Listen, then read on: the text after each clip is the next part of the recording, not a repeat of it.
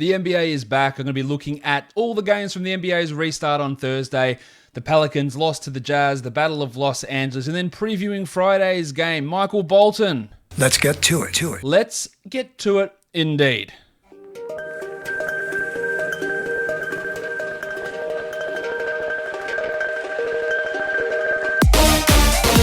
You are Locked On Fantasy Basketball, your daily fantasy basketball podcast, part of the Locked On Podcast Network, your team every day. Hello and welcome to the Locked On Fantasy Basketball podcast, brought to you by Basketball Monster. My name is Josh Lloyd and I am the lead fantasy analyst at basketballmonster.com and at Yahoo Sports Australia. And you can find me on Twitter as always at redrock_bball and on Instagram at Locked On Fantasy Basketball. Today the NBA returned. We had 2 games of action on Thursday.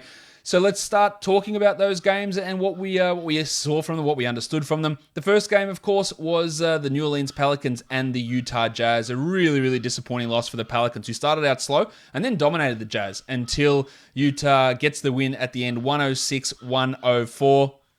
The Jazz were without Bojan Bogdanovic. They went with just a 9-man rotation. So Mudiay slotted in, but basically everyone else just had their minutes leap up. 34 minutes for Mike Conley, who we know had struggled and played under 30 minutes a night. He got 34, scored 20 points, steal, a block, 4 assists, looks super comfortable, high usage, really good. Don Mitchell also was a bit limited early on, but fantastic fourth quarter. 20 points for him with 5 assists and 3 steals. Really good stuff. And Gobert did his usual thing, tried to give the game away by dribbling up the court at the end. 14 and 12 with 3 blocks for Gobert. But it was the other guys that we need to talk about. Jordy Clarkson, who was horrible early on, but really got the Jazz back into it in that second half. 23 points on just 17 shots. He was 6 of 7 from the line and played 32 minutes. So he's taking on that big load of the Bogdanovic minutes because Emmanuel Mudiay was terrible. Just 10 minutes for Mudiay. George Niang just 13 minutes. Both of those guys really struggled. A combined 0 of 8 for Mudiay and Niang. And the Jazz team, who doesn't really need to win too much, playing a 9-man rotation, he was really curious. It was also a strong night from Royce O'Neal, who had 12 and 9 with 2 threes. And Jingling Joe Ingles, back in the starting lineup, had 13 points in 32 minutes, along with 2 steals. So really, it's tight rotation, big games from Mitchell and Conley, and a big step up from Jordan Clarkson, which is something I think we're going to see happen more often.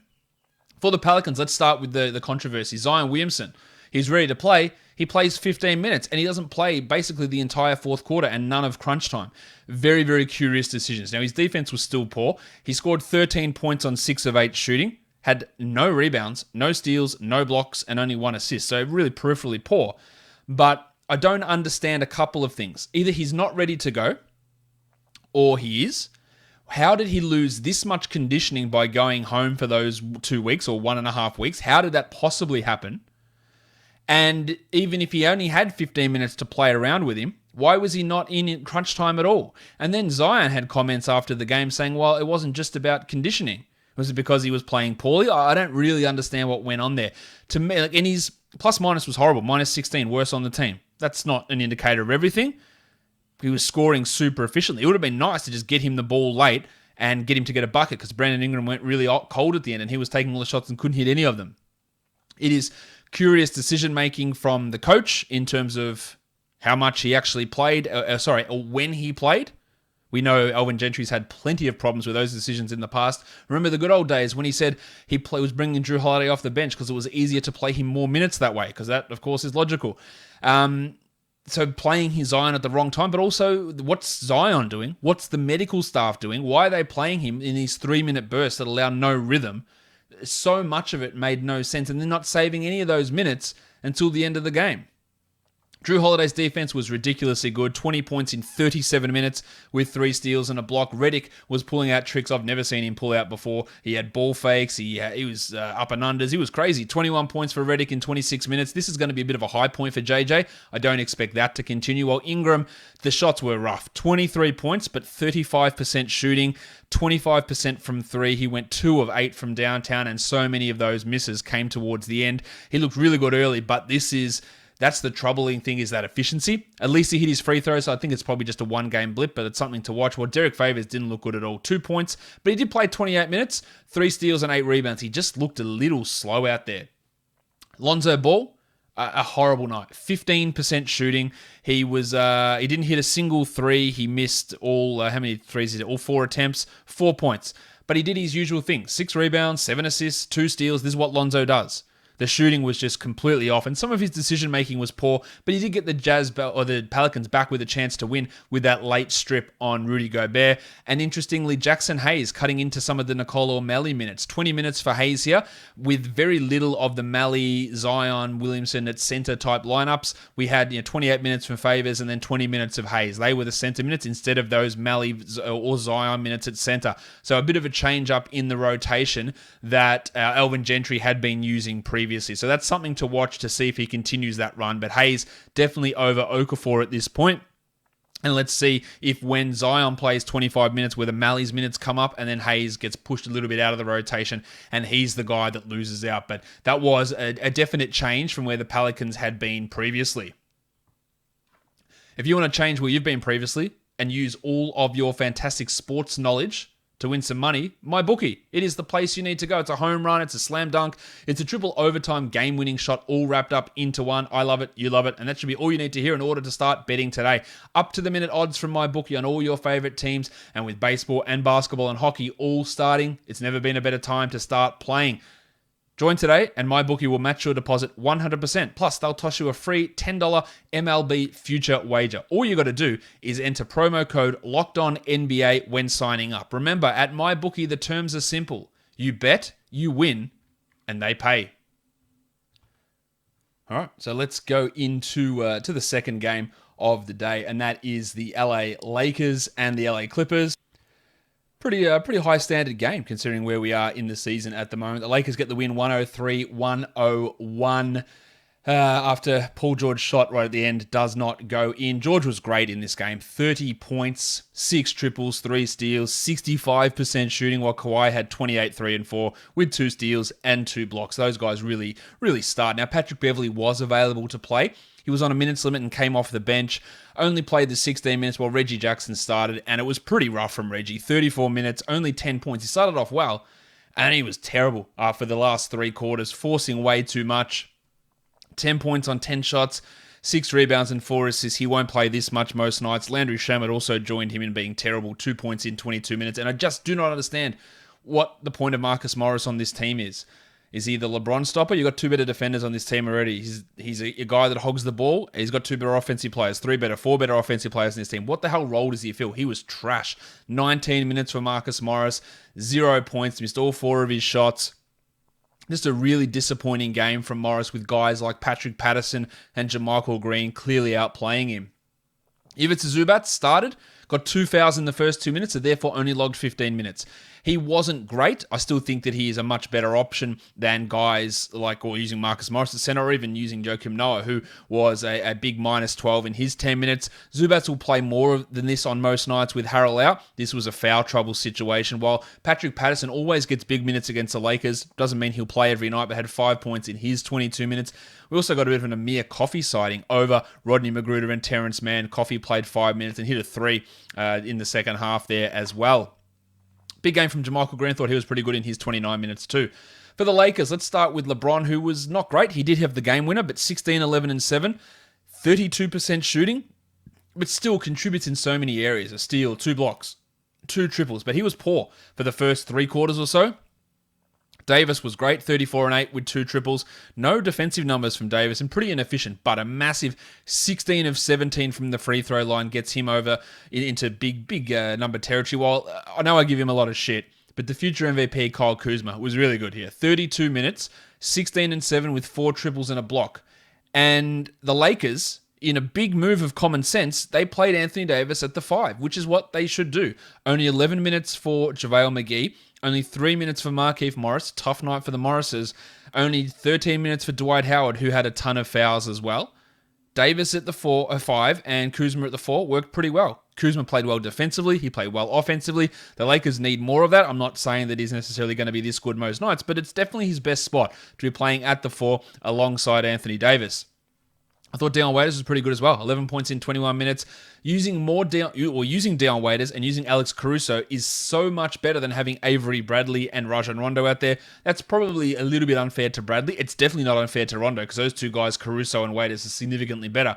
But I think that giving Waiters these minutes and getting more Caruso in there, who again was really, really good Caruso, is going to be so important for this Lakers team. Caruso played 28 minutes. He was a +9, only had 7 points, but he just impacts winning with strong defense and strong ball movement type offensive plays. He's never going to put up big numbers though. It was rough from KCP and Danny Green. Both guys couldn't find their shots. But I think the big impressive things were Waiters and were Kuzma. They were the big standouts to me. J.R. Smith, the pipe master, he only played the 8 minutes. Missed his only shot. I don't think there's really any need for him to be in the rotation on most nights. Start your morning with the news that matters in just 10 minutes. Axios Today host Nyla Budu and a team of award-winning journalists will bring you the latest analysis and insight into the trends shaping our world. And now, let's start having a look at the DFS action across the league for Friday. All right, so let's look at our first full slate of games, which is six games coming up here for Friday across the NBA. We're going to be looking at FanDuel pricing today, and the first one of these is a game between the 7th and the 8th seed in the Eastern Conference. The Orlando Magic and the Brooklyn Nets. We know the Nets are without everybody. We still don't have confirmation, though. Well, not everybody. There's some players there, not the good ones. For Orlando, we don't have confirmation 100% yet whether Johnny Isaac and Markelle Fultz will play. I imagine they will, especially Isaac in a limited role, played just 7 minutes in the scrimmages. I think Fultz played 10. So those guys will be in there and playing some limited minutes, but we just don't know that at this point for sure. For Brooklyn, of course, we know Kyrie and Dinwiddie and Taurean Prince and DeAndre Jordan and Kevin Durant aren't there. Jamal Crawford, who was also signed, won't be playing. He's doubtful to play. Aaron Gordon missed the last scrimmage for Orlando. He is questionable. I'd say he's more on the probable side, while Wes Iwundu is doubtful with the concussion issue that he suffered through the scrimmage games.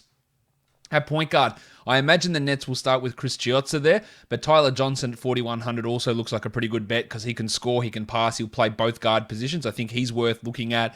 Fultz at 5,700 is probably a little bit too expensive considering we don't know what they're going to do in terms of his minutes at this stage, while DJ Augustin at 43. If we do hear there is a Fultz restriction, then Augustin's value at 4,300 rises. Carter Williams is at 4,400. If Isaac doesn't play, I think that helps Carter Williams. He's listed as a point guard, but he plays more shooting guard, small forward at this point in his career, and he fills out those wing roles versus playing as the lead ball handler significantly. As for Chiozza, he's at 5,600. That seems a lot. This is a guy, though, who he's not quite a fantasy point per minute guy so far during the course of this season. I'm not sure 5,600 is the right price tag to be getting heavy on Chris Chiozza. Karis LeVert's at 8,200. We know he's going to smash that because he is going to get every shot attempt for this Nets team. He's going to be 34-35 usage. He's going to get assists. He's going to be inefficient, but that really doesn't have too much of an impact usually in DFS. So I think LeVert at 82 is one that you really load up on. You really look at it in cash and probably in tournaments as well, although at that price, he might actually be a tournament fade because I think everybody will be looking at him, and it's even more pronounced on DraftKings. Garrett Temple's at 4,500. Yeah, I don't really like that one either. At small forward, Johnny Isaac's at 35. Now, if Isaac plays 20 minutes, he'll beat that number comfortably. We just don't know that at this point, so that's sort of a wait-and-see one there, while Fournier is at 5,300. Really strong floor for Evan Fournier. Really like it for cash. I'm not so sold on him as a tournament guy here, while Smokin' Joe Harris at 53. He's going to get more shots as well, along with LeVert, but he's not a big usage accumulator the way that Karras is, so not a massive, massive bump for Smokin' Joe. For your power forwards, Aaron Gordon at 6,800. We know he had struggled for big chunks of this season. Now he's dealing with this groin injury that did keep him out of some of the scrimmages. Probably leave him more for the tournaments, while Rowdy Rodion's cool rooks. I think he's looked pretty good. And at 4,300, he is worth a GPP guy. Look, we don't know if he's going to start or not, or what this Nets starting lineup is going to be, but he's at least worth having a crack at in a tournament. Love Jarrett Allen. He is at 6,700, but he's going to be getting, you'd think 30 points minimum, maybe 35, maybe 40 points. There's no other centers on this roster. We're on the flip side. Centers have dominated the Nets all season. So Nikola Vucevic, 8,300. This should be a 40 minimum for Vuce, probably pushing 50. Absolutely love Vuce in this one. Mo Bamba, Ken Birch, probably not. Let's have a crack now at the next one. It is a massive game. It's the Memphis Grizzlies and the Portland Trailblazers. The Blazers are favored here by 2.5, and the total is 225 points. Yusuf Nurkic, he's ready to go.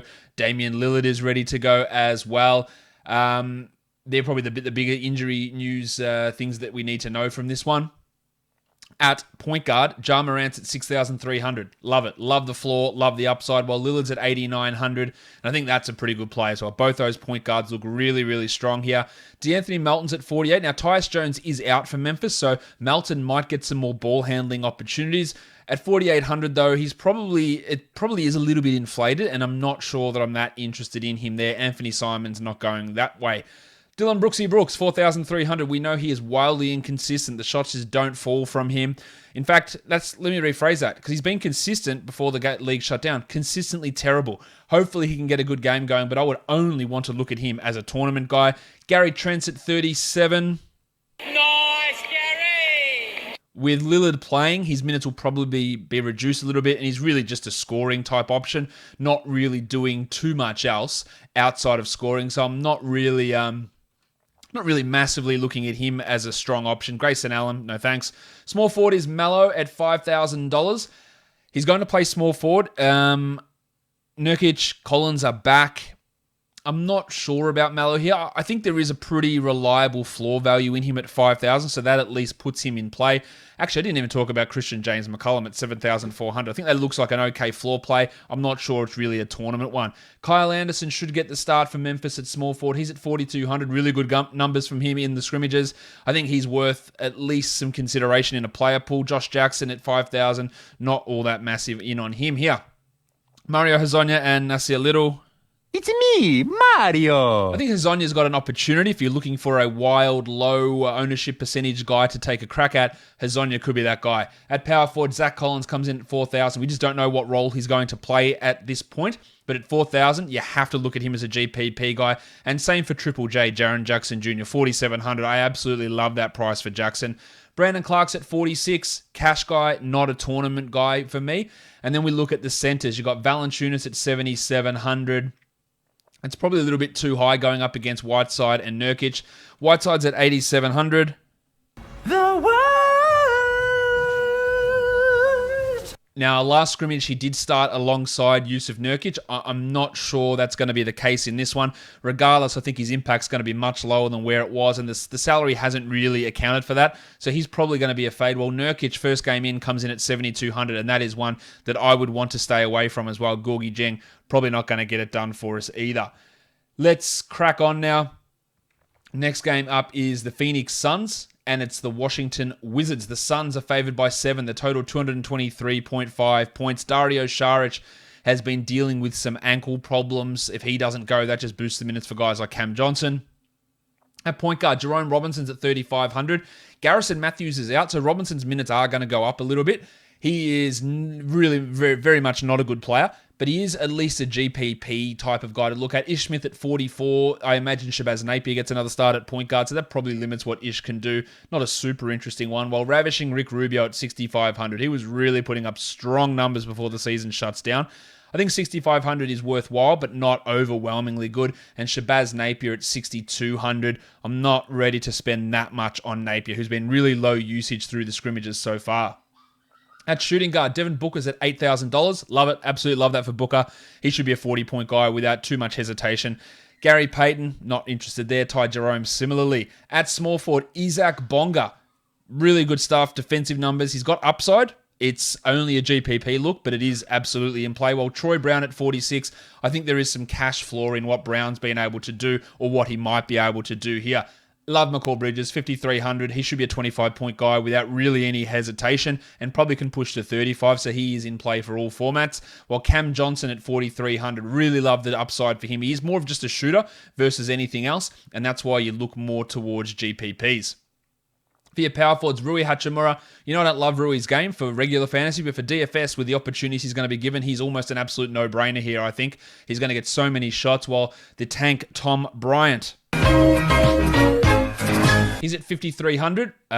Massive opportunity for him. If they're going to play in big minutes, and he did get the bulk of the minutes in the last scrimmage, then he'll beat that number comfortably. Ayton's at 76. I think he gets to 40 comfortably in this one. So I like Ayton more than Bryant, but if you're looking to move down a bit, Bryant does have some value. Baines, Pashesniks, Mahinmi, not interested in those guys. Really in the slightest. All right. Let's move on to the next game up on this slate. This is going to be a pretty disastrous game, it looks like. Boston and Milwaukee. The Bucks are 4.5-point favorites. Eric Bledsoe and Pat Connaughton are out. Kemba Walker's going to be limited to 20 minutes. How much is Giannis going to even play? Do these teams give a shit what they do in this one? I'm going to lean towards no, but we don't know. Marvin Williams is also doubtful for Milwaukee. It's a really, really tough one to get a handle on. I think the big ragu, Dante DiVincenzo, will start at point guard for Milwaukee, while you'll get Marcus Smart and Brad Wanamaker taking up some of those Kemba minutes. So George Hill's at 3,800, not the greatest DFS guy. We can move on. And Wanamaker at 35 doesn't get me excited, nor does Kemba at 62. At shooting guard, the big ragu is where I'm at, though. 5,200 for DiVincenzo. He should be a 30-point guy here. Really, really like him. There's good strength in that number. While Marcus Smart at 54, I think also comes in as a really strong option for us to use. Middleton's at 71, and without Bledsoe, he should be a 35-point type of guy unless they really limit his minutes, and that is the concern with so many players in this game. Sterling Brown should also be a rotation piece, but I'm not interested. Wes Matthews, Kyle Korver, it's the same. Jaylen Brown's at 58. I think he gets that number without really any hesitation. He should be a 30 to 32-point player pretty comfortably, so I like Jaylen quite a bit, while Yanni's at 10-7. And the only worry you have here is just how much is he going to play? Because we know he's going to rack them up, and he can probably get to 50 in 29 minutes, but can he get to 60? Because that's sort of where you need him to be. Gordy Hayward's at 6,600. I'd be willing to fade off of him. And then for your power forwards, Vanilla Tice is at 5,000, consistently putting up big numbers before the season shut down. I don't mind him as a cash option at power forward, but there'll be better ones around. While Jace Tatum's at 8,500. That price is sort of assuming that Tatum hits the shots at the same rate that he was when the season shut down. And I'm not all that convinced that he will. So that might be one that we just go a little bit light on. At center, Brook Lopez is at 5,000. I think he's a decent bet to make that value. While Enes Kanter and Robin Lopez, probably not centers we want to look at. But that game in general, I think, is one that we probably want to pay little attention to in compared to some of the other ones out there. The Kings and the Spurs. That is our next game to look at. These teams, they've been given an opportunity here with the Pelicans losing on Thursday for them to step up. The Kings are favored by 3.5. The total here is 220. Richaun Holmes, no minutes restriction. Harrison Barnes, the pencil. Barnesy. They're ready to go. All for this one. While the Spurs, they've been running that real small lineup. Let's see if they do it again. DeJounte Murray's at 6,200 and Maximum Derek White's at 5,200. Maximum Derek. I like both of them. I like White more because I'm saving $1,000, but both are in play here. While De'Aaron Fox at 7,500 should also be able to get to 36, 37 points relatively comfortably. A lot of value in those guys. We know that Bryn Forbes is out as well, so that helps Walker, it helps Murray, it helps White out a lot. Speaking of Walker, 3,800 for Lonnie Walker. He doesn't do anything really apart from score, but he's going to have the minutes and the shot attempts to have that chance to score. So at 3,800, we have to look at him as a guy, but just his upside can be a bit muted because he does nothing else. Bogdan Bogdanovic at 5,300 should start again for Sacramento, but he's been hit or miss. I wouldn't feel comfortable. Same with Budrick Hield at 5,500, who's been getting those low minutes but high usage, but also shooting the absolute lights out. And if that doesn't continue, then his value drops off. DeRozan at power forward, 82. He's a shooting guard player on FanDuel, but he's playing power forward for the Spurs. 8,200 for DeMar. I don't mind it for cash. I think he's got a strong floor, but not much more out of that. And then at small forward, you've got the pencil, 4,800 for Barnesy. That's actually a really good cash floor price for Barnes. I like it. Keldon Johnson at 35 is a great tournament play. Rudy Gay, probably one we want to fade off of. At power forward, Richaun Holmes at 3,900 is the absolute guarantee must-play cash guy on the docket. It is a ludicrous price. He should get 8 to 10x value there. Absolutely smash that one. Smash it as hard as you possibly want. Nemanja Bjelica at 45, I'm less interested in, while Harry Giles at 4,200, probably not going to get me moving that much. Jakob Poeltl at 42 will. Love that for Poeltl. Big rebounder, big shot blocker. Not interested anywhere near as much as I am in Rashawn Holmes, but I do like Jakob Poeltl there. And Drew Eubanks is that fade-off option if you want to go for a low roster guy in a tournament. He's going to get some minutes at center as well. And he showed an ability in the scrimmages to put up some decent enough numbers. All right, next one. The last game of the day, it is the Houston Rockets. They are taking on the Dallas Mavericks. The Mavericks are favored by 1 here. The total is 229 points. Eric Gordon is out. Daniel House will likely start in his place. At point guard, Westbrook's at 9,800. He was just dropping 50s pretty regularly. And the matchup, I think, is a decently strong one here for him against Dallas. I like him at 9,800 quite a bit. Barea's at 35. Seth Curry's at 51. Don't like Barea and don't like the price for Seth. Well, Austin Rivers should get more minutes, but it doesn't always translate into good DFS numbers. At shooting guard, Jimmy Harden's at 10.6 and Luka Doncic is at 10.8. Both of these guys will be getting us 50. Which one do we feel better about using? I probably feel better about using Doncic at this point just because Harden had been taking that step back a little bit with Westbrook. I didn't mean to use step back in a pun sense there, with Westbrook getting so much more of the ball. So it's probably Doncic that I go with there. Delon Wright at 47 is a low option GPP guy. And then you go to Benny McLemore, who's also worth a GPP look. At small forward, it's Dan House at 4,000. Yeah, I'm not interested really. Dorian Finney-Smith similarly. While Timmy Hardaway is up to 58. And I think that might be just a little bit too expensive for Tim. At power forward, Bobby Covington's 5,800. Not a bad play for cash. Kleber at 43. I think we can do better. While the big man, Kristaps Porzingis. He's at 9,300. Last couple of games did struggle before the breakdown, before the shutdown, but he put up some really good numbers alongside Doncic. So he's in play, but not a must-roster guy. And then at center, you've got PJ Tucker at 3,900. I like it for PJ at 3,900. We know he's going to get the minutes. And then you got Boban Marjanovic. And of course, I do not like that at that price. Let's just go on now and have a look at DraftKings and some value plays over there. Love Zach Collins at minimum salary. Tyler Johnson, Lonnie Walker, Jakob Poeltl, Jarrett Allen, Rashawn Holmes. Not quite as tasty, but still really good value. Same as Jaren Jackson and Russell Westbrook. I like Nurkic on DraftKings too. Keldon Johnson, DiVincenzo, Levert at 78 is ludicrous. Vucevic at 85 is strong. Doncic at 10.5 and Kurucs at 3,300 also pretty strong DraftKings options. That'll do it for today, guys. Subscribe. Apple Podcasts, Google Podcasts, Stitcher, Spotify. Of course, on YouTube, where if you are watching this at the moment, that's where we are. Drop a comment down below, give it a thumbs up, leave a review. All of those things help out the show. The NBA is back. We are ready to go. And I'll see you guys next episode. Thank you so much for listening, everyone. See ya.